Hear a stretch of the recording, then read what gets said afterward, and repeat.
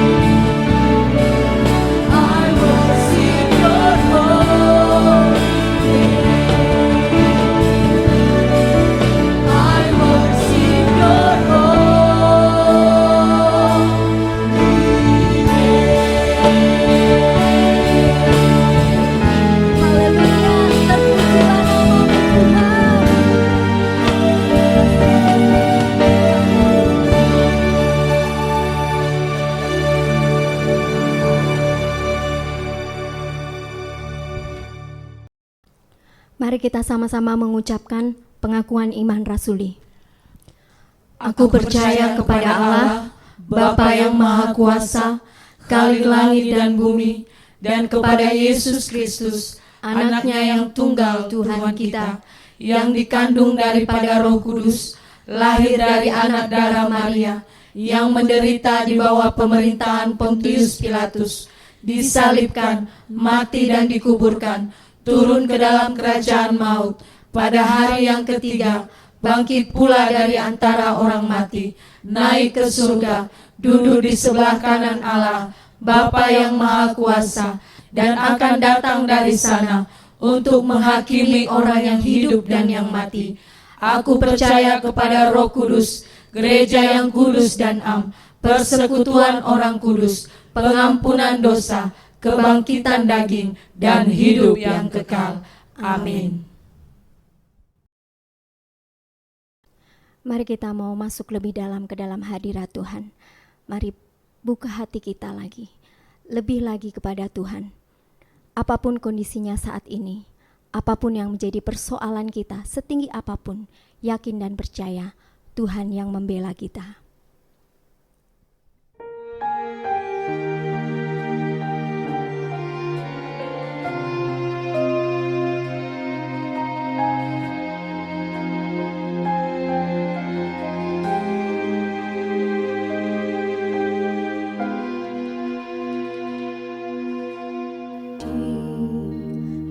Segala janjinya tak berubah, apa yang sudah difirmankan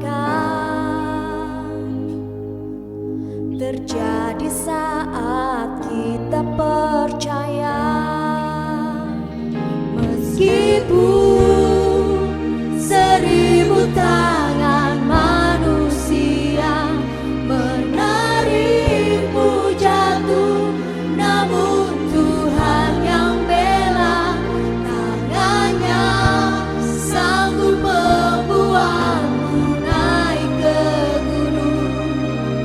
Percayalah, Tuhan yang bela. Mari sama-sama nyatakan, di dalam segala hal,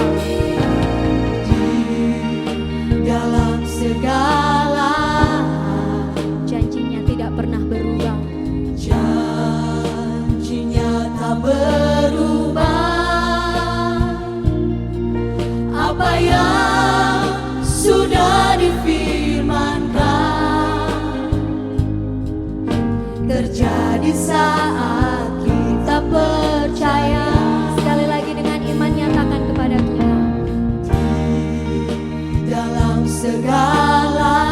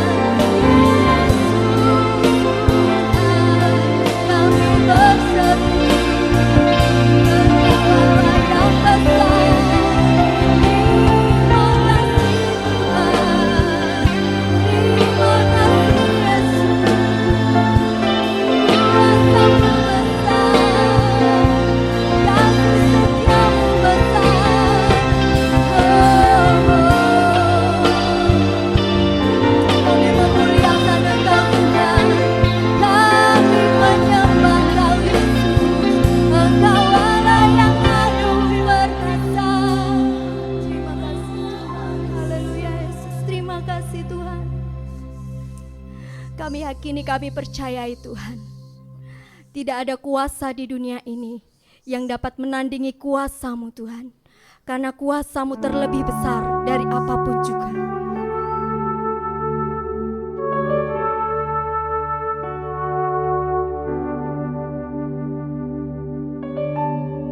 Kuasa-Mu terlebih besar, Tuhanku terlebih besar,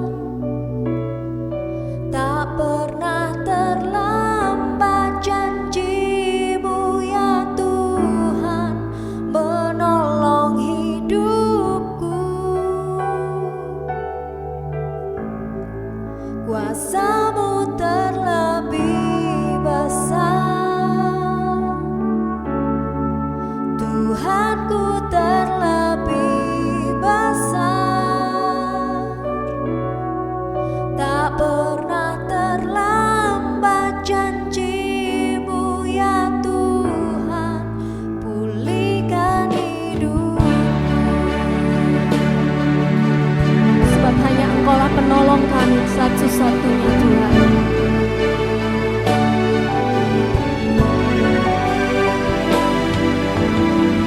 Hanya Kau Tuhan penolongku,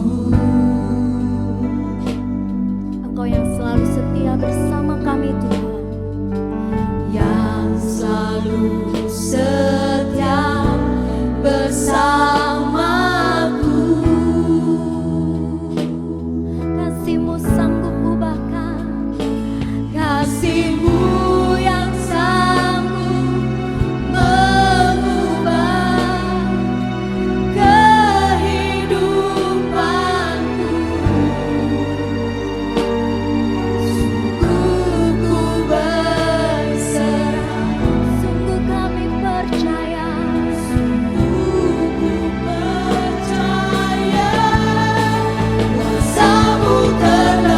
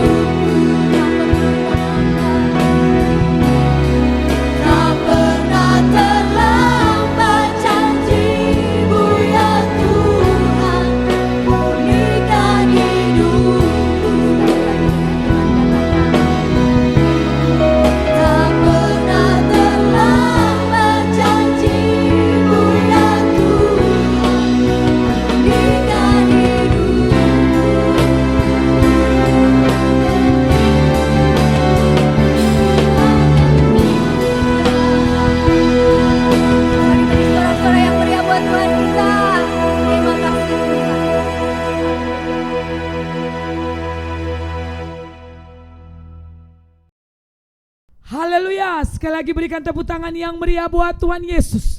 Tuhan Yesus dahsyat dan bertata di atas setiap puji-pujian kita. Hidup ini adalah kesempatan. Semasih Tuhan memberikan kesempatan bagi kita, mari kita berikan yang terbaik untuk Tuhan. Saya mengundang semua kita bangkit berdiri. Kita mau mengangkat pujian. Haleluya, aku memujimu Tuhan. Dengan bersuka cita kita memberikan yang terbaik untuk Tuhan.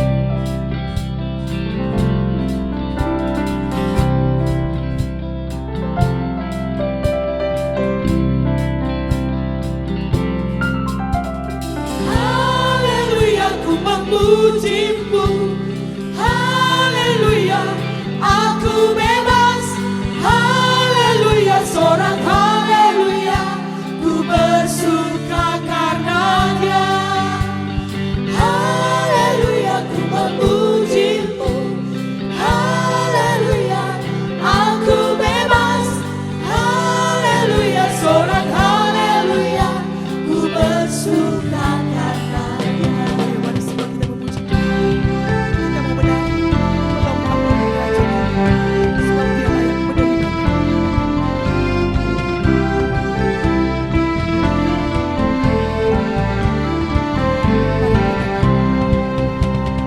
Mari semua nyanyi haleluya, mari melompat untuk Raja kita. Besar mulia Dia Yesus Tuhan, penebus pembebas Sekali kita. lagi, mari semua. Mari semua nyanyi haleluya, mari melompat untuk Raja kita. Besar mulia Dia Yesus Tuhan, penebus pembebas kita. Haleluya, ku memujimu. Haleluya, aku bebas. Haleluya, sorak haleluya, ku bersuka karenanya. Haleluya, ku memujimu. Haleluya, aku bebas. Haleluya, sorak haleluya, ku bersuka karenanya. Ayo yang kedua, semangat kita memuji Tuhan. Kita mau berikan yang terbaik melalui pujian.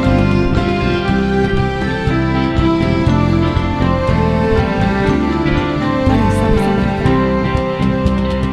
Mari semua nyanyi haleluya, mari melompat untuk Raja kita.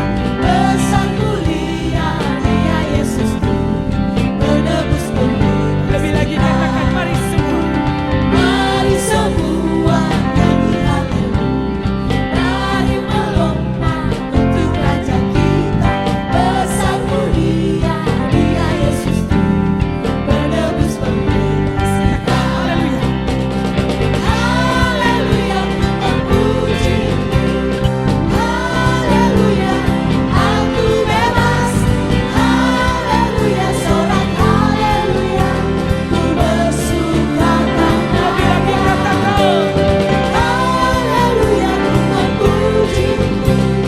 Haleluya, aku bebas. Haleluya, sorak haleluya, ku bersuka karenanya. Sebab Engkau Tuhan layak menerima pujian kami. Sebab Engkau Tuhan layak ditinggikan. Engkau dahsyat di atas segala-galanya. Mari katakan.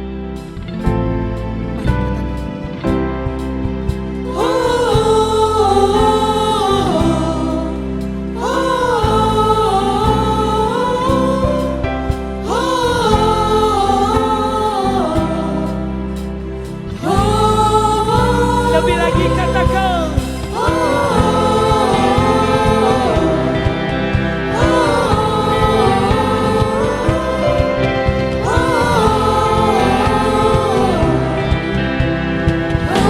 Angkat suaramu, katakan.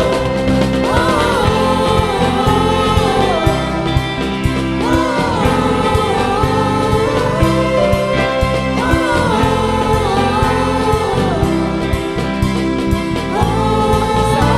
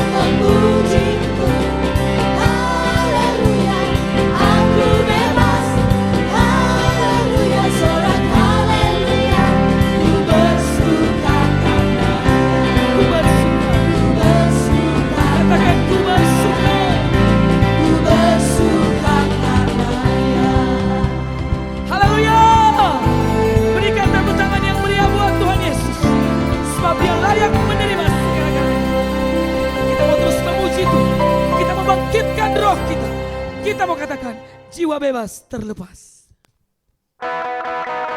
Semua yang di rumah bertepuk tangan untuk Tuhan. Berikan yang terbaik untuk Tuhan.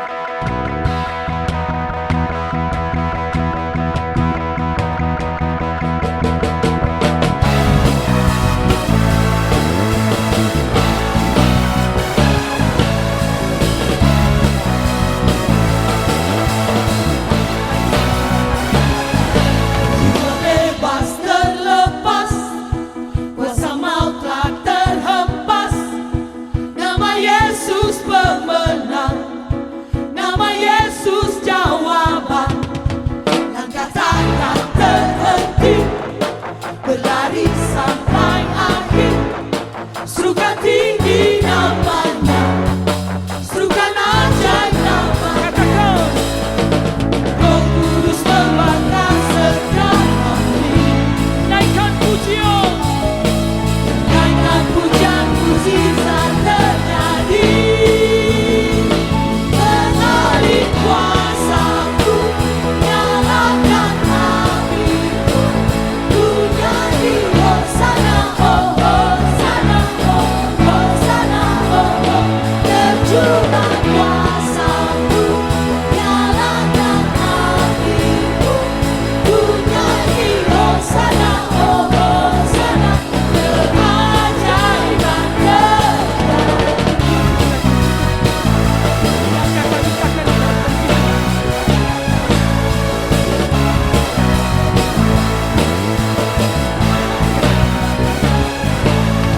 Takkan terhenti, berlari sampai akhir. Serukan tinggi namanya, serukan ajaib namanya. Roh Kudus, Roh Kudus membakar setiap hari. naikkan pujian. Naikkan pujian, mukjizat terjadi. Mengalir kuasa-Ku, nyalakan apiku. Ku nyanyi Hosana, oh Hosana, oh Hosana, oh oh. Terjunlah kuasa-Ku, nyalakan apiku. Ku nyanyi Hosana, oh Hosana. Keajaiban terjadi. Kau membakar setiap hati. Biarlah roh kami menyala-nyala, dan kami mau memuji dan menyembah dengan segenap hati kami. Sebab Engkau layak menerimanya. Semua pujian bagi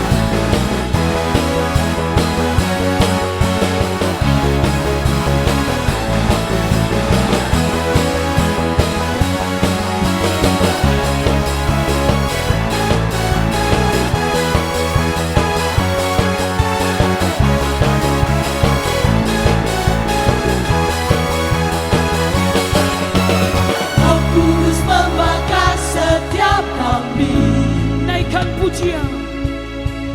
Naikkan pujian, mukjizat terjadi.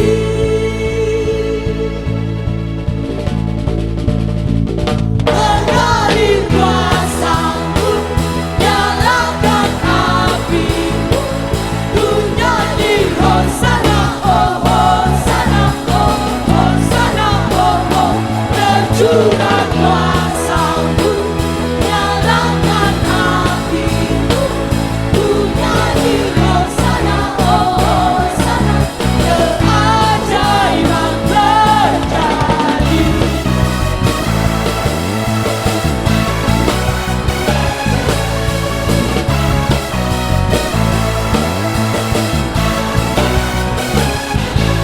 Haleluya. Sekali lagi yang di rumah berikan tepuk tangan yang meriah buat Tuhan Yesus. Kita mau lebih lagi untuk Tuhan, karena Dia layak menerima puji-pujian kita. Kita mau katakan, tak pernah kami ragu Tuhan. Ayo semua bertepuk tangan yang di rumah. Biarlah rohmu menyala-nyala dan pujilah Tuhan.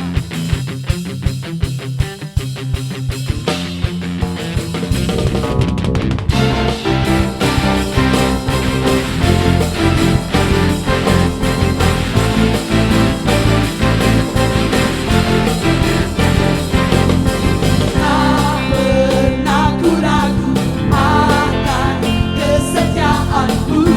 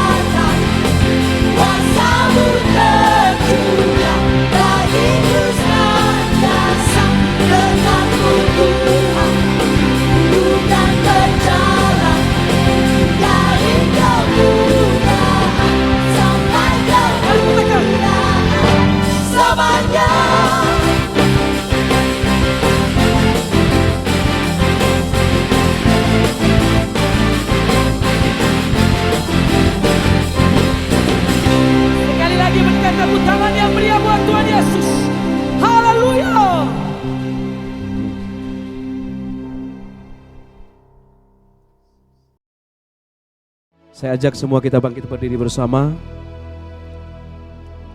Mari buka tanganmu. Angkat tanganmu. Ketengahkan wajahmu memandang ke surga. Saya berdoa dari tempat ini. Saudaraku, Bapak Ibu yang ada di rumah, dimanapun saudara berada, saat saudara mendengar doa saya, Tuhan tahu apa yang menjadi isi hatimu.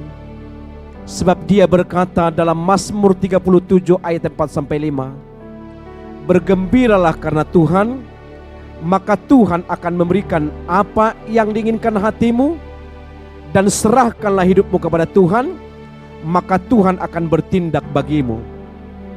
Saudaraku yang terkasih, di pagi hari ini Tuhan bukan hanya menjamah kita, tetapi Dia membuat segala sesuatunya kekal dan ajaib. Tuhan tahu iman kita hari-hari ini lemah.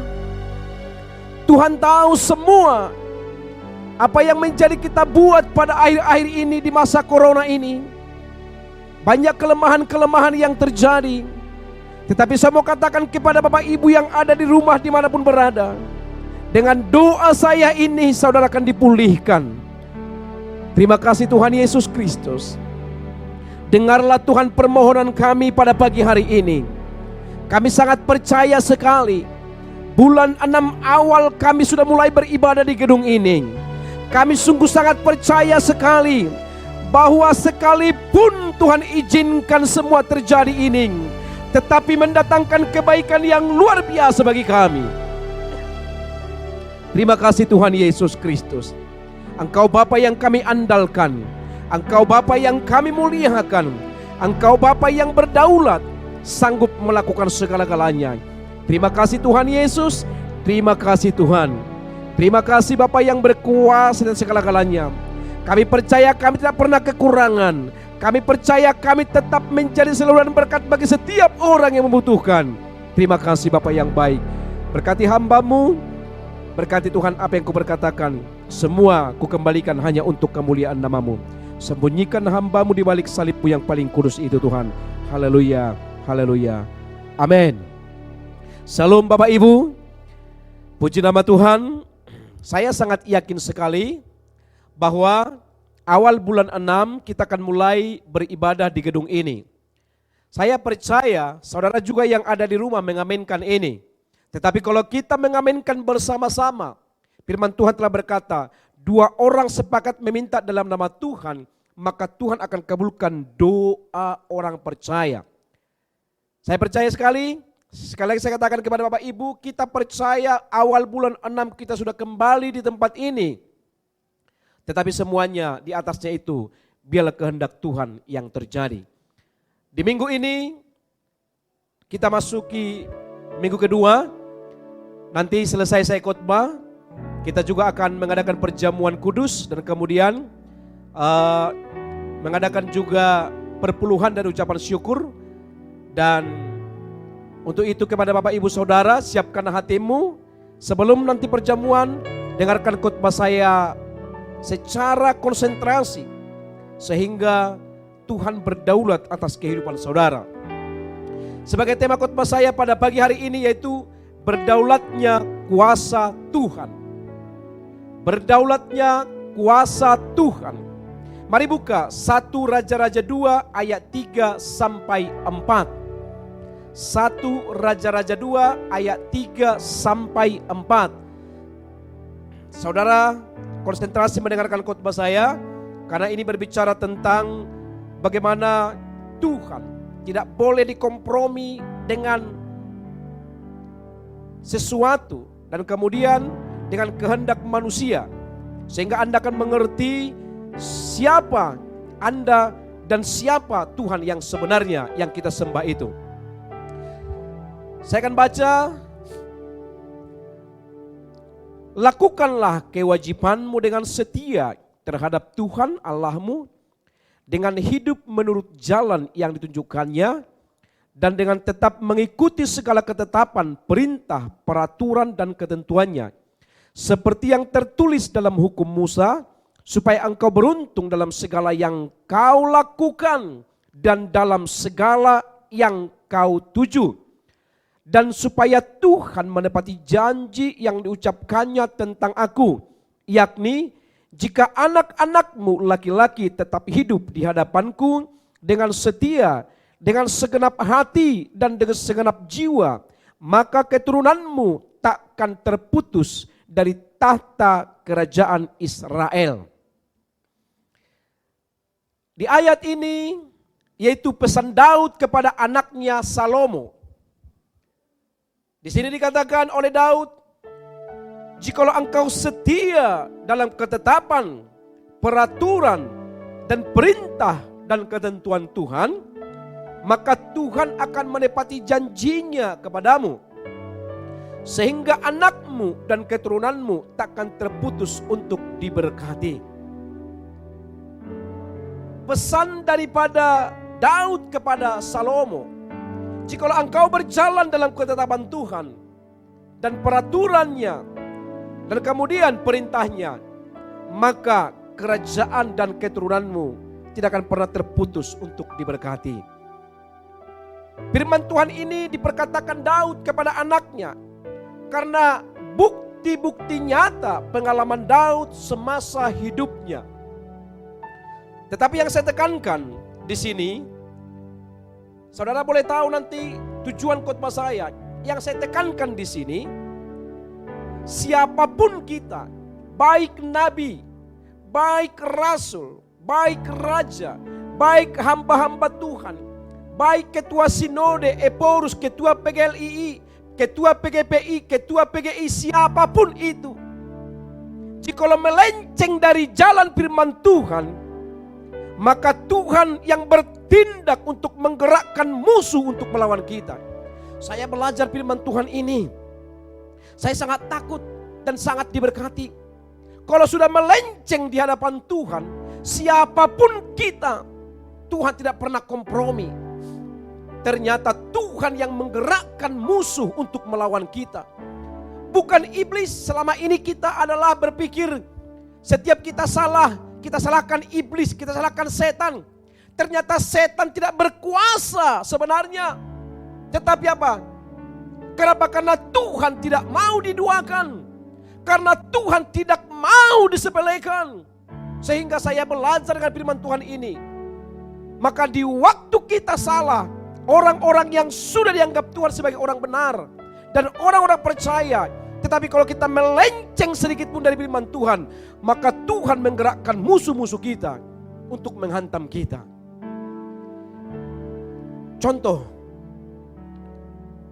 saya ambil contohnya, mari kita lihat 1 Raja-Raja 11 ayat 14, 23, 26. 1 Raja-Raja 11. Saya belajar firman Tuhan ini dengan saya buka terus. Kemudian Tuhan berikan aku hikmat. Apa artinya ini? Sehingga Tuhan memberikan saya hikmat pengertian. 1 Raja-Raja 11 ayat 14. Saya lihat contohnya Salomo. Bagaimana Salomo itu dulu adalah sangat diberkati Tuhan. Di zaman daripada Salomo karena dia dekat dengan Tuhan. Tetapi semua musuh-musuhnya aman dan menjadi temannya. Tetapi di waktu Salomo jatuh ke dalam penyembahan berhala, oleh karena istri-istrinya membawa dia kepada penyembahan berhala, maka ayat 14 kita baca 1, 2, 3. Kemudian Tuhan, perhatikan, siapa yang membangkitkan musuh? Bukan setan, tetapi Tuhan. Mari lihat. Kemudian Tuhan membangkitkan seorang lawan Salomo, yakni Hadad orang Edom. Ia dari keturunan Raja Edom. Bukan hanya itu, ayat 23. Lihat lagi. Allah membangkitkan pula seorang lawan Salomo, yakni Rejon bin Eliada, yang telah melarikan diri dari tuannya, yakni Hadadeser Raja Zoba. Bukan hanya itu, ayat 26. Juga Yerobeam bin Nebat, seorang Efraim dari Jereda, seorang pegawai Salomo, nama ibunya Jerua, seorang janda memberontak terhadap raja. Perhatikan khotbah saya. Siapa yang membangkitkan lawan-lawan kita saat kita melenceng dari firman Tuhan? Tuhan yang membangkitkan. Dan bagi Bapak Ibu, Tuhan tidak inginkan kita melenceng dari firman Tuhan. Dan di akhir khotbah saya nanti Anda akan mengerti kemana tujuannya ini. Itu contohnya. Dan kemudian apa dosa Salomo? Nanti Bapak baca Ibu. Bapak Ibu baca nanti di rumah dosa Salomo. Yaitu 1 Raja-Raja 11 ayat 1 sampai 13. Nanti baca, selesai khotbah saya dibaca nanti di rumah. Di sana dikatakan Salomo jatuh ke dalam penyembahan berhala. Semua yang dibangunnya itu hancur lebur saat dia menyembah berhala. Selama ini saya selalu berkata, kalau kita punya masalah, punya rintangan, lalu kita salahkan orang lain, kita salahkan adalah setan iblis. Ternyata iblis gak berkuasa, tetapi Tuhan yang membangkitkan lawan-lawan kita. Karena Tuhan tidak mau diduakan, Tuhan tidak mau disepelekan. Saya takut dengan firman Tuhan yang saya pelajari ini, tapi saya juga terberkati sekali. Saya harus sampaikan ini. Dan apa tindakan Tuhan bagi anak-anaknya yang melenceng dari jalannya dan kompromi dengan dosa? Itu tadi contohnya Salomo. Tapi saya akan khotbahkan tentang Daud. Saya akan kupas tentang Daud. Saya ambil adalah kisah daripada Daud. Di waktu dia melenceng dari firman Tuhan. Daud adalah seorang yang disayangi oleh Tuhan. Semua orang pasti, anak sekolah minggu pun orang percaya kenal siapa Daud. Daud adalah seorang yang selalu menang berperang karena campur tangan Tuhan dalam hidupnya. Dia selalu menang. Dan kemudian juga sampai Tuhan katakan Daud adalah anak yang berkenan di hadapanku. Tidak ada yang bisa diperkatakan oleh Tuhan kepada semua yang di Alkitab kecuali kepada Daud, anak yang berkenan. Karena Tuhan sangat sayang kepada dia. Tuhan sangat cinta kepada dia. Anak yang sangat dikasihi. Tetapi perhatikan, saat Daud mengambil Batseba jadi istrinya, dan suami Batseba Uria dijadikan tumbal saat berperang. Disinilah kisahnya. Dan saya dapat hikmat dari firman Tuhan ini. Ternyata siapapun kita, kalau kita melenceng, siapapun, jangan merasa Anda, kalau sudah Anda menjadi satu kepala di gereja, Anda menjadi organisasi di gereja, menjadi ketua sinode, menjadi eporus, menjadi ketua yang ini. Saya mau katakan kepada saudara, firman Tuhan ini pelajari, para hamba-hamba Tuhan saudaraku, pelajari, tidak ada satupun yang bisa. Kalau sudah kompromi dengan dosa, siapapun akan dihantam oleh Tuhan.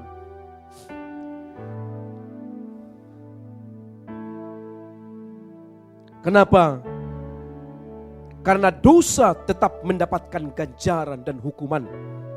Makanya firman Tuhan berkata, upah dosa adalah maut. Maut. Mungkin ada orang yang senang dengan sekarang bermain-main dengan dosa. Dia mungkin berpikir gini, gak ada ditegur Tuhan saya, gak ada gini-gini, tinggal menunggu waktu saudaraku. Ya. Tetapi upah dosa tetap adalah maut. Apa dampak dari perbuatan dosa Daud? Dampak dari perbuatan dosa Daud, yaitu anak yang dikandung Batseba adalah hasil dosa. Dan sesuatu yang dihasilkan dari dosa tidak bertahan lama. Sesuatu yang dihasilkan dari dosa tidak bertahan lama. Akhirnya apa? Tidak lama anak yang dikandung Batseba mati. Dan Apakah Daud tidak memohon kepada Tuhan? Memohon. Sampai dia berpuasa, menangis, tidak makan, tidak minum. Sampai datang pegawainya mengantar makanan, sampai takut pegawainya melihat dia. Agar dia memohon, agar anak itu kembali hidup. Tetapi no, Tuhan katakan, sesuatu yang dihasilkan oleh dosa tidak pernah bisa bertahan. Karena tidak bisa kita kompromi. Kedaulatan Tuhan, dosa adalah upah maut. Siapapun kita. Daud dihantam oleh Tuhan, apalagi kita saudaraku. Kita belajar dari firman Tuhan ini. Saya sangat diberkati dengan firman Tuhan ini. Ternyata kita tidak boleh melenceng sedikit pun. Dan kemudian, yang kedua, bukan hanya itu yang diderita oleh Daud. Yang kedua, Tuhan menggerakkan anaknya Absalom menjadi musuhnya. Di waktu anak itu telah mati, apa yang terjadi? Beruntun kejadian yang dialami. Tuhan menggerakkan Absalom untuk menjadi musuhnya. Bayangkan saudaraku, anaknya yang menjadi musuhnya.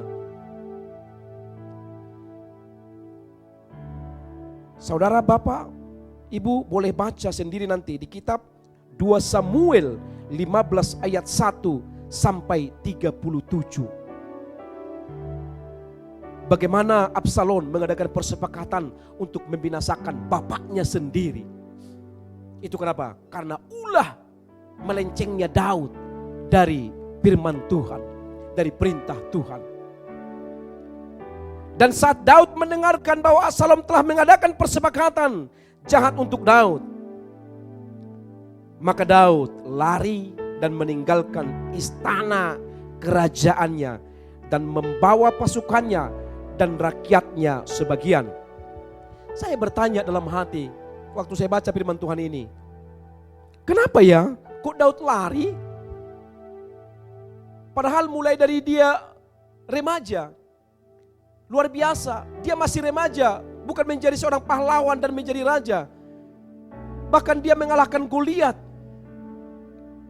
Dan kemudian juga dia sangat berani waktu datang binatang buas mau memakan, dan kemudian juga menghancurkan, membinasakan domba kambingnya. Kemudian dia tangkap beruang dan harimau, dia matikan. Kenapa dia lari? Kok takut? Baru saya dapat jawabannya. Saya berdoa kepada Tuhan kemarin waktu berkhotbah ini.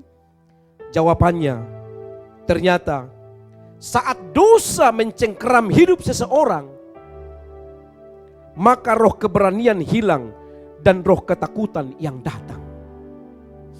Bukan tidak bisa dilawan, dia tahu kok anaknya, tapi kenapa dia lari? Begitu banyak orang Palestina, ratusan ribu dihancurkannya, berperang dia menang. Tapi kenapa anaknya sendiri? Dia tahu liku-liku anaknya, kekuatan anaknya selalu dia tahu. Ternyata orang yang dicengkeram dengan dosa, hilang roh keberanian, roh ketakutan yang datang. Dan kenapa Daud tidak melawan? Tuhan berikan saya hikmat juga. Ternyata apa? Kalau Daud melawan, hilanglah semuanya, hancurlah Daud. Tetapi Daud ternyata diam. Dia tidak mau mengandalkan kekuatannya. Dia tidak membawa pasukannya untuk melawannya. Tetapi Daud mungkin sadar bahwa perbuatannya ini sudah menyakiti hati Tuhan. Dan dia menyesalinya. Saat keadaanku, haleluya Yesus. Saat keadaanku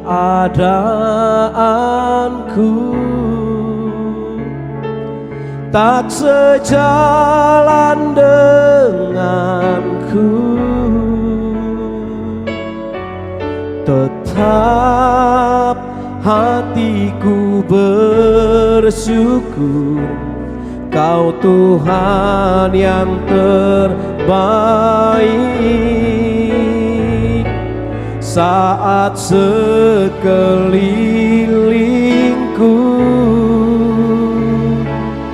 tak mengerti hidupku, tetap hatiku bersyukur, Kau Tuhan yang terbaik. Saudara boleh ingat, saya mau katakan kepada saudara bahwa di hadapan Tuhan tidak ada dosa besar dan dosa kecil. Mungkin Anda berpikir, dosa kecil gak apa-apa, kecil juga nanti apanya. Dan saya mau katakan juga kepada saudara, di hadapan Tuhan tidak ada dosa setengah fatal dan dosa fatal. Yang mau saya katakan kepada saudara, semua perbuatan yang melanggar perintah Allah adalah dosa dan akibatnya adalah fatal. Akibatnya adalah fatal. Inilah sumber dari kelakuan Daud, sehingga Tuhan menggerakkan anaknya Absalom memusuhi dia dan orang-orang lain memusuhi dia. Sumbernya adalah di 2 Samuel 12 ayat 1 sampai 7.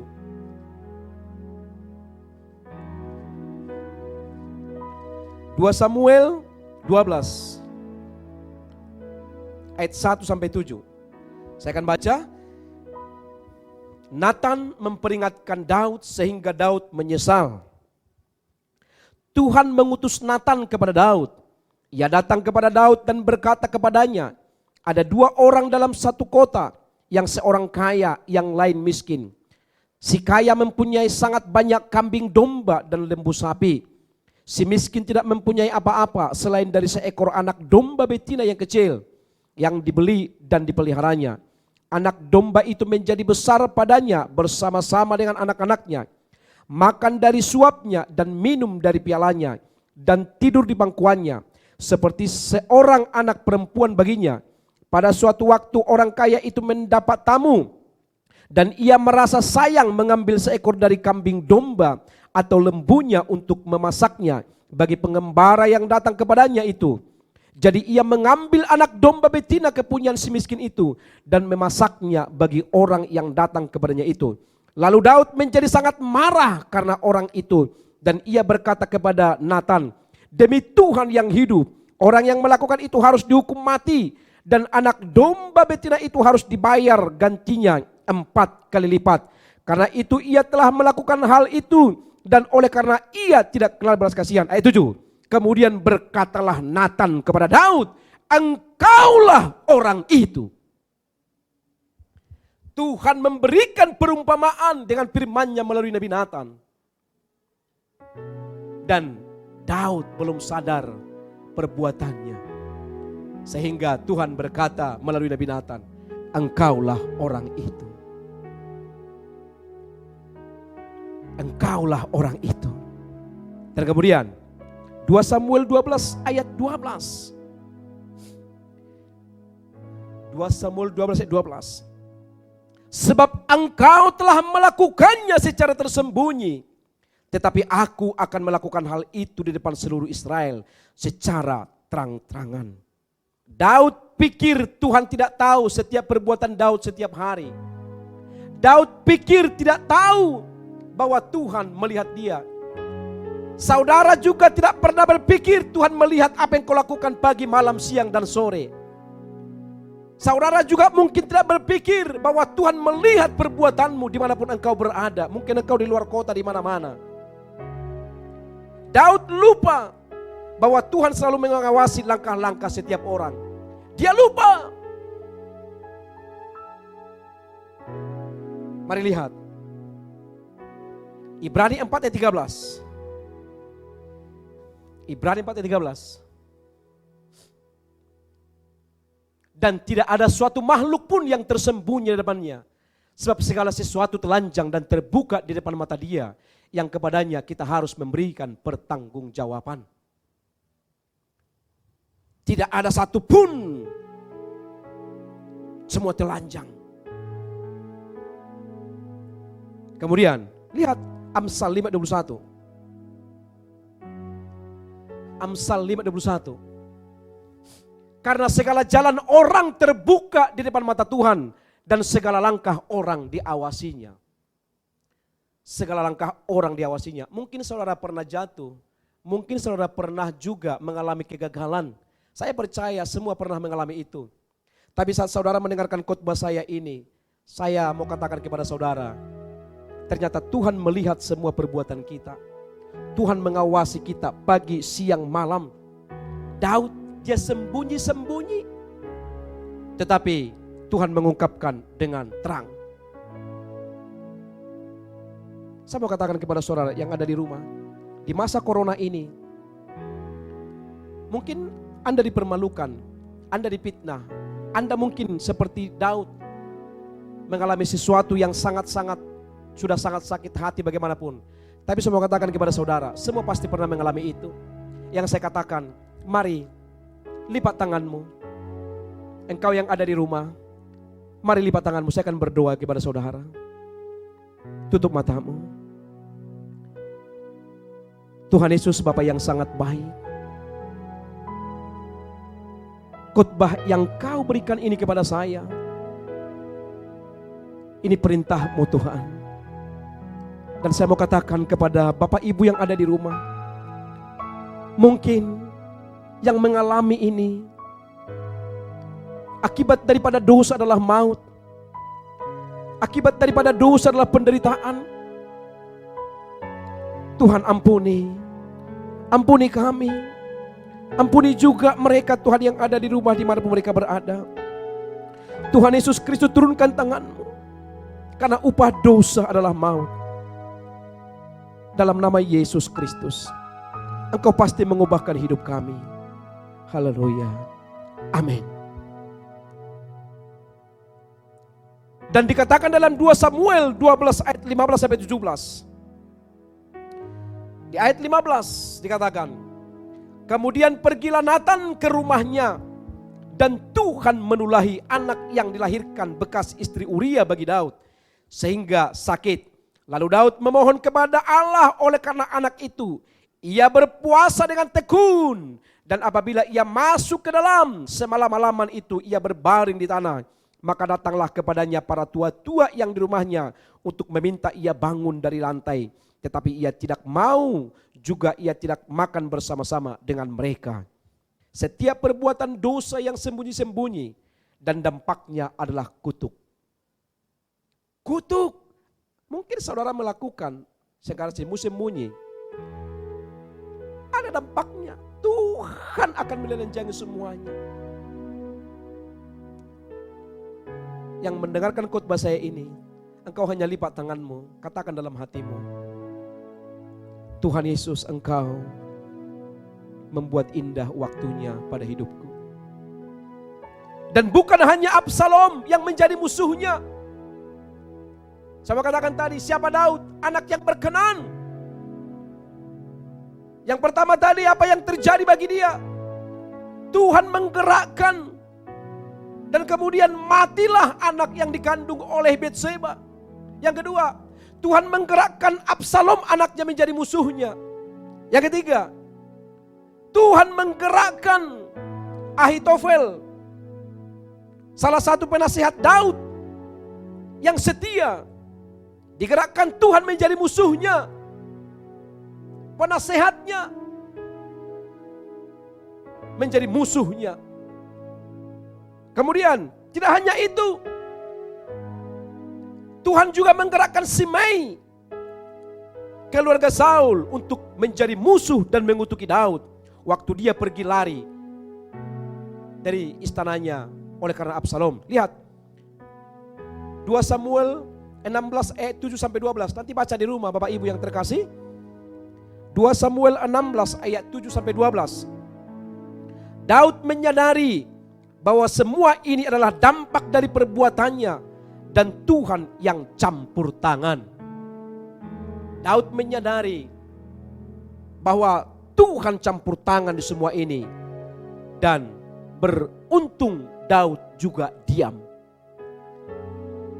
Beruntung juga Daud diam. Bagaimana kalau dia melawan? Dan kita akan dapatkan nanti hasilnya. Terus saya baca kemarin firman Tuhan ini, saya belajar, berikan aku hikmat Tuhan. Apa rencanamu kepada Daud? Anakmu yang kau kasihi kau hantam, kau buat menderita. Seperti orang lain kau buat. Apa Tuhan rencanamu? Saya baca firman Tuhan ini bolak-balik dan kemudian Tuhan berikan hikmat. Kenapa Daud lari dan tidak melawan Absalom? Kenapa Daud lari dan tidak melawan Absalom? Jawabannya, mari lihat 2 Samuel 16 ayat 10 sampai 11. 2 Samuel 16 ayat 10 sampai 11.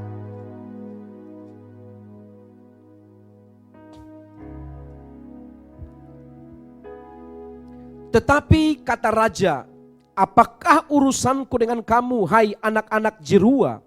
Biarlah ia mengutuk, sebab apabila Tuhan berfirman kepadanya, kutukilah Daud. Siapakah yang akan bertanya, mengapa engkau berbuat demikian? Pula kata Daud kepada Abisai dan kepada semua pegawainya, sedangkan anak kandungku ingin mencabut nyawaku. Terlebih lagi sekarang orang Benyamin ini, biarkanlah dia dan biarlah ia mengutuk, sebab Tuhan yang telah berfirman kepadanya demikian. Daud menyadari bahwa semua yang dialami ini adalah hasil dari perbuatan dia melenceng dari firman Tuhan. Sehingga dia diam. Dan kemudian dia mengizinkan Tuhan untuk terus bekerja bagi dia. Dan saya sangat percaya saat masalah ini terjadi kepada Daud, Daud hanya menangis. Dia menangis dan merenungkan dan menyesalinya. Saya percaya terus dia mungkin hanya menangis. Dia seorang raja, dia seorang yang dihormati. Bukan dia tidak bisa melawan, saudaraku. Bukan tidak bisa, orang dia pahlawan kok. Bahkan juga panglima-panglima pahlawannya itu orang-orang yang gagah berperang kok. Tetapi dia tunduk dengan pekerjaan Tuhan. Orang yang tunduk dengan pekerjaan Tuhan, waktu kita melenceng dari firman Tuhan, ada maksud daripada itu semuanya. Tetapi saat kita tidak mau tunduk kepada pekerjaan Tuhan, maka kebinasaan yang akan terjadi. Saya belajar dengan ini. Kemudian apa yang terjadi? Apa yang terjadi? Karena sesuatu yang dari Tuhan tidak bisa dilawan, saudaraku. Kenapa? Karena akibat dosa fatal sekali hasilnya. Dia mengikuti jalurnya Tuhan. Dia mengikuti. Dan saya bertanya dalam hati saya sama Tuhan. Kok Tuhan tega sekali ya memberikan hukuman dan ganjaran ini sampai nyawa taruhannya sama Daud. Saya kadang bertanya, kenapa ya orang-orang luar sana yang sudah jahat, kemudian juga dia mengatakan dia seorang anak Tuhan, dia mengatakan dia seorang hamba, tapi perbuatannya sungguh jahat sekali, tapi dia sehat-sehat saja, seperti nggak ada teguran.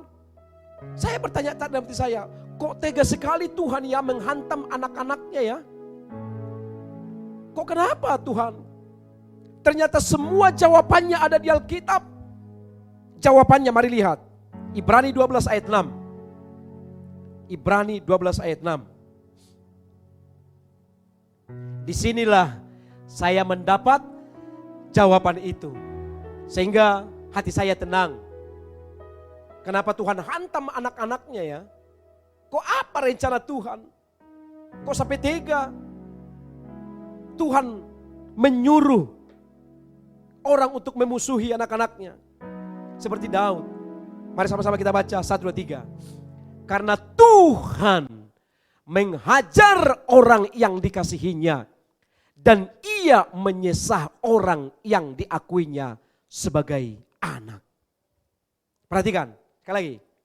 Karena Tuhan menghajar orang yang dikasihinya, dan ia menyesah orang yang diakuinya sebagai anak. Jawabannya, karena Daud adalah anak, maka Tuhan menghajar dan menyesahnya.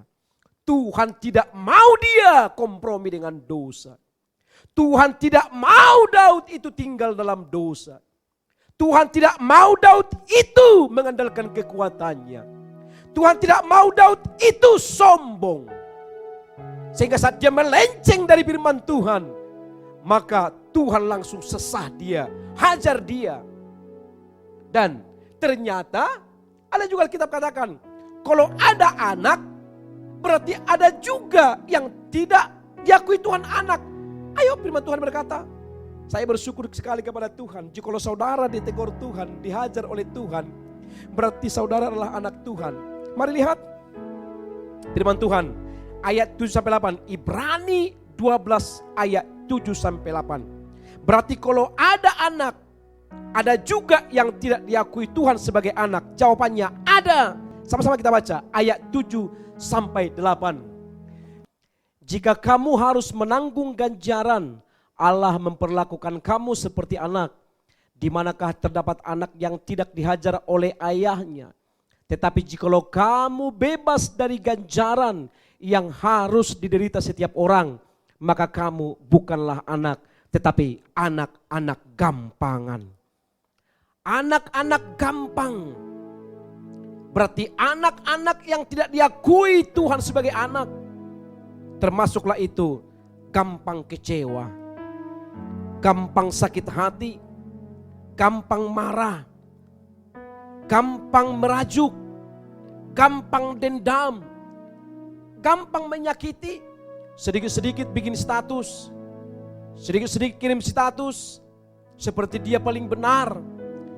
Ternyata sekalipun saudara orang yang sudah mengenal Tuhan, saya belajar firman Tuhan ini, tetapi kalau kamu gampang sakit hati, gampang merajuk, gampang semuanya yang melenceng dari firman Tuhan, ternyata engkau tidak layak diberkati oleh Tuhan. Mau engkau berpuasa 40 hari 100 malam, mau kau buat salib yang besar, kau angkat salib yang ada di kuburan, kau kasih di depan rumahmu, kemudian juga kau taruh salib Alkitab juga 10 waktu kau tidur, tidak dijawab Tuhan doamu. Karena firman Tuhan berkata, kalau engkau menjadi anak gampangan, engkau tidak kuanggap sebagai anak. Kenapa? Karena engkau tidak mau dihajar, engkau tidak mau disesah, engkau tidak mau ditegur. Karena Tuhan tidak peduli dengan orang-orang seperti ini. Karena pikirannya terus akan selalu menyakiti orang. Dan saya belajar dengan firman Tuhan ini, ternyata Daud, dia tidak melawan. Daud, dia tidak bertindak. Daud, dia tidak melakukan sesuatu di luar kehendak Tuhan. Dia hanya lari, artinya kenapa dia lari Absalom? Artinya dia mau menyingkir, mau berdiam diri. Dia mau Tuhan di atas segala-galanya. Dia tidak mau mengandalkan kekuatannya. Saya bersyukur kepada Tuhan bahwa saat kita mengalami masalah, disesah orang, dihantam orang, diizinkan Tuhan kita dihantam, disesah, menderita, maka ada maksud Tuhan yang terbaik bagi kita. Segala perkara dapat ku tanggung di dalam Dia yang memberi kekuatan. Tuhan Yesus penolong dan sahabat. Tetap percaya Tuhan setia. Segala perkara dapat ku tanggung di dalam Dia yang memberi kekuatan. Tuhan Yesus penolong dan sahabat. Tetap percaya Tuhan setia. Di saat Tuhan mengizinkan orang-orang menghajar Daud, apa yang terjadi? Tuhan menyelamatkan Daud. Absalom tidak diakui Tuhan sebagai anak. Dia mati berperang dengan sia-sia. Tetapi Tuhan, sekalipun dia dihajar oleh Tuhan Daud, sekalipun dia disesah Tuhan Daud melalui musuh-musuhnya, tetapi Tuhan kembali memegang tangan daripada Daud. Saya mau katakan kepada saudara, sebelum Anda berbuat sesuatu, mari pikirkan dulu. Jangan sampai Tuhan menyesah menghajar saudara dengan musuh-musuh yang dikirim Tuhan. Mari, selagi masih hidup kita, mulai hari ini saya mau katakan kepada saudara, mari berjalanlah di jalan Tuhan. Semua pasti mengalami, saya juga pernah alami ini saudaraku. Semua juga pernah mengalami ini saudaraku. Tapi saya mau katakan kepada kita, mulai hari ini, katakan dalam hatimu, aku tidak mau melenceng dari firman Tuhan. Karena di hadapan Tuhan tidak ada yang tersembunyi. Semua jalan-jalanku diawasi Tuhan. Setiap saat, baik pagi, sore, tidur pun diawasi. Setiap hari pun diawasi, setiap saat. Saya mau katakan kepada saudara, mari lihat 2 Samuel 12 ayat 13. 2 Samuel 12 ayat 13.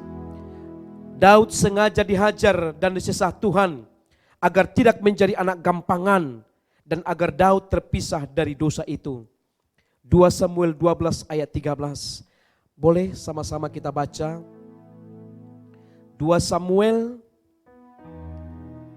12 ayat 13.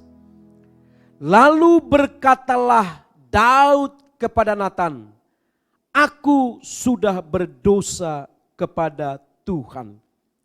Dan Natan berkata kepada Daud, Tuhan telah menjauhkan dosamu itu, engkau tidak akan mati. Biasanya orang yang sudah melakukan dosa, upahnya adalah maut. Tetapi Tuhan merindukan bahwa Daud tidak mati dengan perbuatannya itu. Tuhan merindukan agar Daud bertobat dan menyesali perbuatannya. Dan jangan terulang lagi. Karena bagaimanapun Tuhan tidak pernah kompromi dengan dosa siapapun kita. Yang Tuhan inginkan, Tuhan jijik dengan dosa. Karena musuh Tuhan adalah dosa. Dosa yang ada mencengkeram Daud itu, itulah yang memang jijik di mata Tuhan. Tetapi Tuhan ingin menyelamatkan Daud dengan cara bagaimana? Yaitu dia sengaja dihajar dan disesah agar dia mau bertobat dan kembali kepada Tuhan. Sebagai ayat terakhir, apa tujuan Tuhan bagi Daud saat dihajar dan disesah? Ibrani 12 ayat 11. Ibrani 12 ayat 11. Ini tujuan Tuhan bagi Daud dan bagi kita saat kita dihajar dan disesah oleh karena melenceng dari firman Tuhan. Sama-sama kita baca 1, 2, 3. Memang tiap-tiap ganjaran pada waktu ia diberikan tidak mendatangkan sukacita, tetapi duka cita. Tetapi kemudian ia menghasilkan buah kebenaran yang memberikan damai kepada mereka yang dilatih olehnya. Pertama hajaran, pertama sesahan tidak membawa kita kepada duka cita. Pasti semua orang tidak menerima duka cita. Tapi pada hasilnya kita akan menjadi membawa damai dan buah kebenaran ada bagi kita. Upah kebenaran adalah damai. Upah pertobatan adalah damai. Upah ajaran Tuhan adalah damai sejahtera. Sehingga Daud dipulihkan, maka Daud menjadi raja yang sangat berkuasa. Dan semasa dia hidup sampai dijemput dan kembali waktu lari dari istana karena Absalom, ada damai di Israel. Pemulihan yang luar biasa terjadi. Kemudian Tuhan mengangkat Salomo menjadi raja menggantikan Daud. Saya percaya sekali gereja Betani menjadi gereja yang diberkati oleh Tuhan.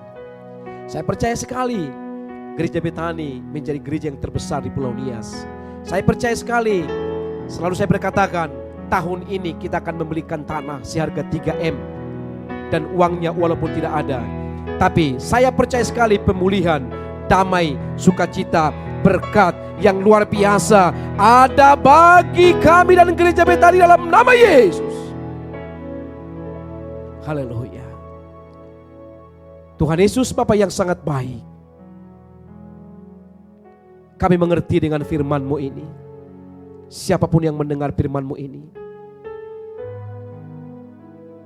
Tuhan, Engkau berdaulat dan berkuasa.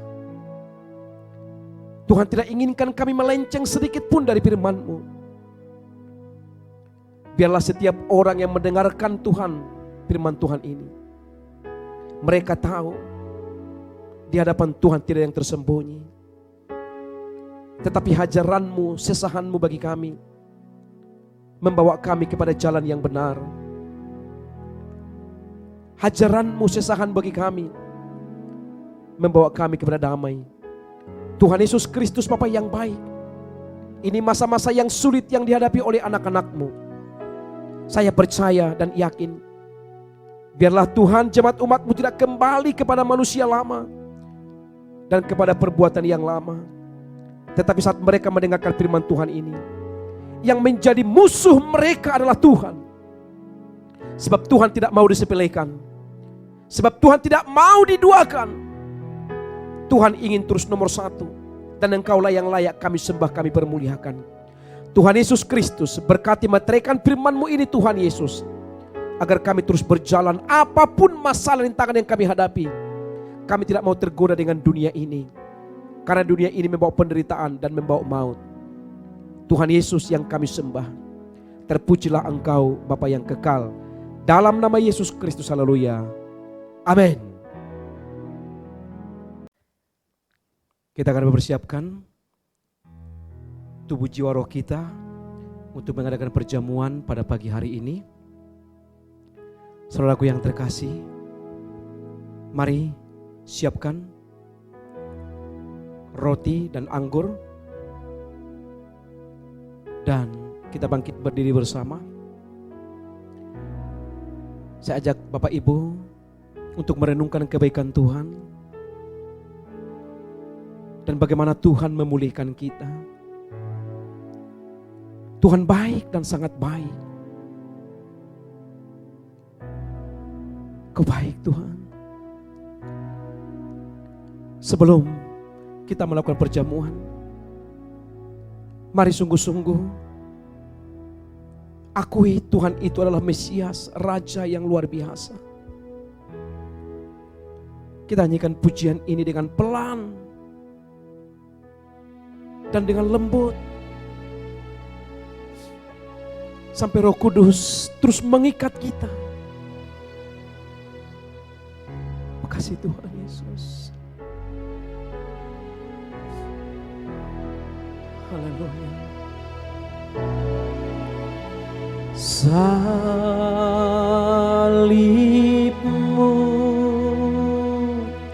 salibmu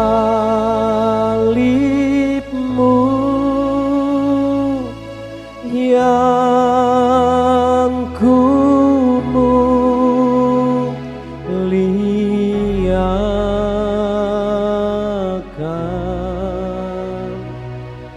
hingga dalam surga kelak ada perhentian.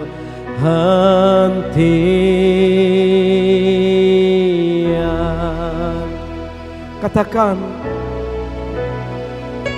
salibmu,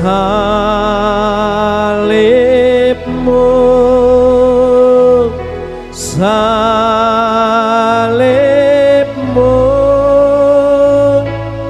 yang ku muliakan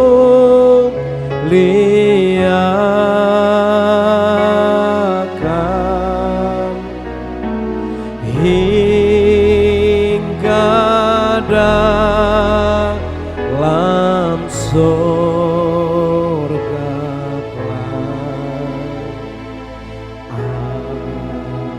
ada perhentian.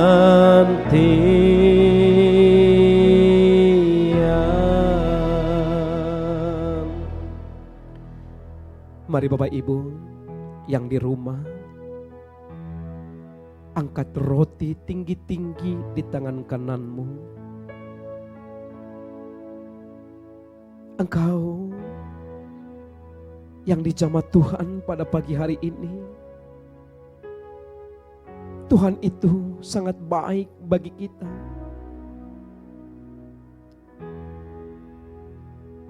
Sebab apa yang telah kuteruskan kepadamu, telah aku terima dari Tuhan, yaitu bahwa Tuhan Yesus pada malam waktu ia diserahkan, mengambil roti, dan sesudah itu ia mengucap syukur atasnya.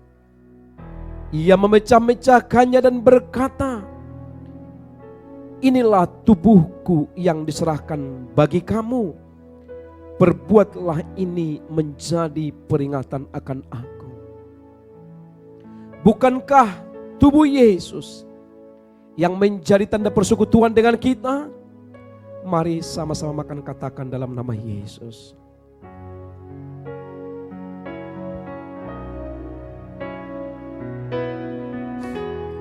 Haleluya.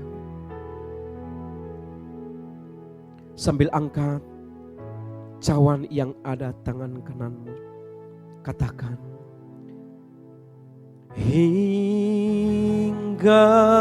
dalam surga kelak ada perhentian.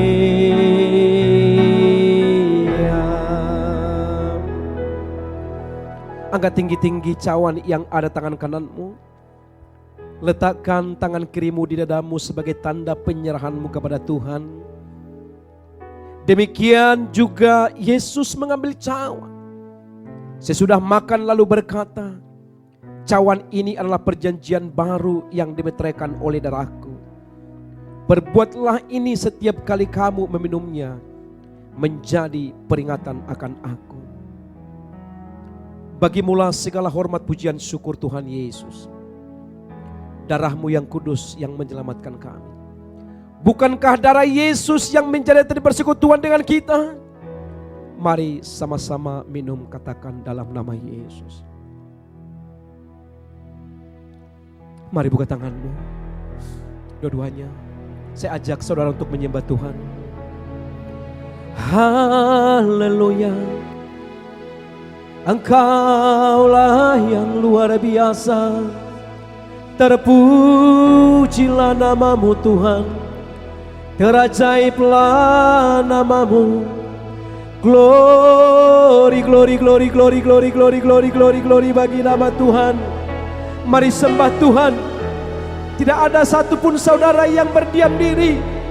Mari sembah Dia. Akui Dia sebagai Raja yang luar biasa. Yesuslah yang kami sembah. Yesuslah yang luar biasa, luar biasa, luar biasa di atas segala-galanya. Haleluya. Engkaulah yang luar biasa Tuhan.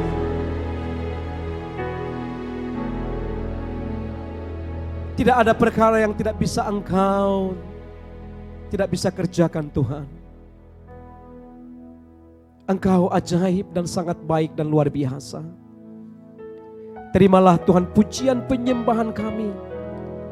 Terimalah Tuhan Bapa setiap Tuhan permohonan anak-anak-Mu, jemaat umat-Mu. Aku berdoa, kami percaya bulan 5 ini Tuhan, selesai kami di rumah beribadah, dan bulan 6 kami akan mulai di gedung ini. Semuanya kami kembalikan hanya bagi Tuhan Yesus Kristus. Terpujilah Tuhan Allah yang dahsyat luar biasa. Haleluya. Amin. Bapak Ibu yang terkasih,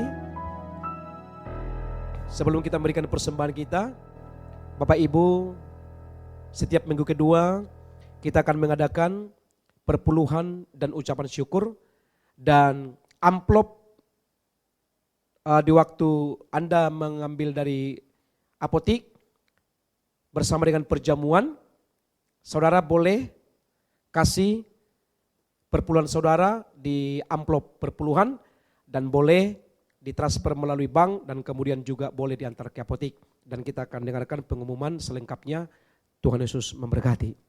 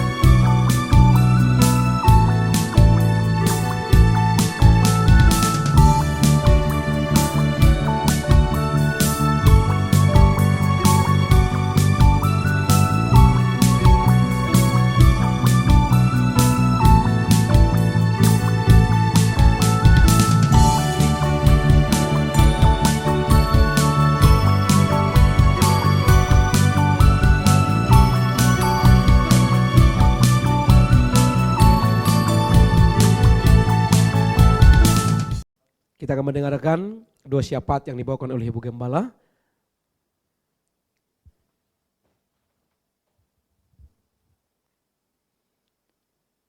Mari kita berdoa. Terpuji nama-Mu Tuhan. Di pagi hari ini kami bersyukur Engkau telah memberikan kami waktu Tuhan untuk memuji memuliakan-Mu dan mendengarkan firman-Mu. Terima kasih Bapa, kasih-Mu dalam kehidupan kami. Tidak terbatas Tuhan, kuasa-Mu bagi kami. Dan apa yang kami dengar pada hari ini hidup kami bersama dengan jemaat-Mu. Ajari kami Tuhan, supaya kami Bapa berubah dan menjalankan kehidupan kami ke jalan yang benar. Terima kasih Tuhan. Kami bersama dengan jemaat-Mu saat ini, kami berdoa untuk meminta belas kasihan Tuhan. Engkau melihat Tuhan jemaat-Mu di rumah sekarang ini. Tidak ada yang tersembunyi di hadapan-Mu jeritan hati mereka. Engkau melihat Bapa kebutuhan mereka. Engkau melihat Bapa pergumulan mereka. Bapa, ulurkan tangan-Mu untuk menolong jemaat-Mu. Siapa saja Tuhan yang mendengar firman-Mu, yang mengikuti ibadah di pagi hari ini, Engkau buka jalan bagi mereka. Lebih keadaan sekarang ini Tuhan yang kami alami, kami mohon belas kasihan-Mu, pulihkan keadaan kami. Pulihkan kami Tuhan, pulihkan Bapa jemaat-Mu. Berikan kekuatan, berikan kesehatan, berikan Tuhan hikmat dari-Mu ya Bapa untuk jemaat-Mu. Tetapkan hati mereka kepadamu untuk tetap setia dan mengandalkan Tuhan apapun situasi Bapa, keadaan sekarang ini. Jangan biarkan mereka kembali ke belakang Tuhan. Lihat mereka Tuhan, kasihani jemaat-Mu. Engkau berkati mereka, berikan mereka damai sejahtera, dan Engkau cukupkan semua kebutuhan mereka Tuhan. Engkau jauhkan mereka dari segala malapetaka, dari segala penyakit, dari segala penderitaan Tuhan. Terima kasih kebaikan-Mu ya Bapa. Kami berdoa bagi untuk pelayan-pelayan-Mu. Engkau berkati kehidupan mereka. Engkau berkati pekerjaan mereka, keluarga mereka, apapun pergumulan mereka, bahkan Tuhan kerinduan mereka dalam setiap kehidupan mereka, Engkau berikan Tuhan. Terima kasih Tuhan Yesus. Visi misi Gereja Betani untuk tahun ini Bapa membeli tanah. Kami percaya Tuhan, kami percaya bulan 10 sudah ada Tuhan di dalam nama Yesus. Kami sebagai hamba-Mu berikan kami kekuatan, kesehatan, bahkan panjang umur Tuhan. Jadikan kami sebagai teladan untuk jemaat-Mu Bapa. Ajari kami untuk tetap setia kepada Tuhan. Terima kasih Tuhan. Engkau pulihkan Bapa seluruh umat-Mu. Pulihkan keadaan dunia ini ya Bapa. Pulihkan Tuhan supaya kami boleh beribadah kembali, bersekutu bersama dengan jemaat-Mu Tuhan. Pulihkan Tuhan keadaan Pulau Nias. Bahkan Tuhan, Engkau jauhkan kami dari segala penyakit, dari segala virus bakteri Tuhan, di dalam nama Tuhan Yesus. Engkau berkati bangsa dan negara kami, lebih-lebih pemimpin kami Tuhan, mulai dari pusat sampai ke daerah-daerah. Tuhan Yesus, Engkau yang berkuasa memberikan mereka hikmat, kekuatan, supaya mereka berjalan dalam kebenaran Tuhan. Terima kasih kebaikan-Mu ya Tuhan. Kami sudah menyerahkan seluruh kehidupan kami ke dalam tangan-Mu. Kami percaya Tuhan, Engkau tidak membiarkan anak-anak-Mu. Engkau mengangkat tangan-Mu Bapa untuk melenyapkan semua penyakit, bahkan virus Tuhan, di dalam nama Yesus. Terima kasih Tuhan kebaikan-Mu, kami tetap bersyukur. Kami percaya Tuhan, bahwa apa yang kami bawa di hadapan-Mu hari ini, dan Engkau menjawab Tuhan. Karena Engkau Allah yang luar biasa, pertolongan, perlindungan kami, dan yang kami andalkan dalam kehidupan kami. Terima kasih Tuhan, Engkau berikan kami keselamatan Bapa. Engkau berikan kami Tuhan panjang umur, bahkan kemenangan dari Tuhan. Lebih-lebih Tuhan menjalankan kehidupan kami dalam minggu ini. Kami percaya kami sehat Bapa. Kami sehat, kami sehat, kami sehat dalam nama Yesus. Terima kasih Tuhan, terpuji nama-Mu. Hosana bagimu, terima Tuhan pemberian anak-anak-Mu, persembahan mereka, perpuluhan mereka untuk Bapa memperluaskan kerajaan-Mu Tuhan, di dalam nama Tuhan Yesus. Terima kasih Tuhan, terpuji nama-Mu, hosana bagimu. Di dalam nama Yesus kami berdoa, haleluya. Mari kita bangkit berdiri bersama. Shalom, shalom, shalom, shalom, shalom, shalom. Pulau Nias, Pulau Nias penuh damai. Shalom, shalom, shalom, shalom, shalom, shalom. Gereja Betani, Gereja Betani penuh damai. Pulau Nias, Pulau Nias penuh damai. Keluarga Betani penuh damai. Sama-sama kita katakan doa Bapa kami. Bapa kami yang di surga, dikuduskanlah nama-Mu, datanglah kerajaan-Mu, jadilah kehendak-Mu di bumi seperti di surga. Berilah kami pada hari ini makanan kami yang secukupnya, dan ampunilah kami akan kesalahan kami seperti kami juga mengampuni orang yang bersalah kepada kami, dan janganlah membawa kami ke dalam pencobaan, tetapi lepaskanlah kami daripada yang jahat, karena Engkau yang punya kerajaan dan kuasa dan kemuliaan sampai selama-lamanya.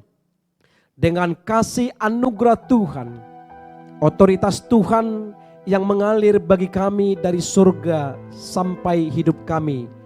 Dan pada saat ini kami terima berkat-Mu. Turunlah bagi kami berkat keselamatan, berkat damai sejahtera, berkat kekayaan, berkat keturunan, berkat kesembuhan dan keajaiban. Di dalam nama Bapa, Anak dan Roh Kudus. Dalam nama Tuhan Yesus Kristus yang diberkati, sama-sama katakan amin. Tuhan Yesus memberkati.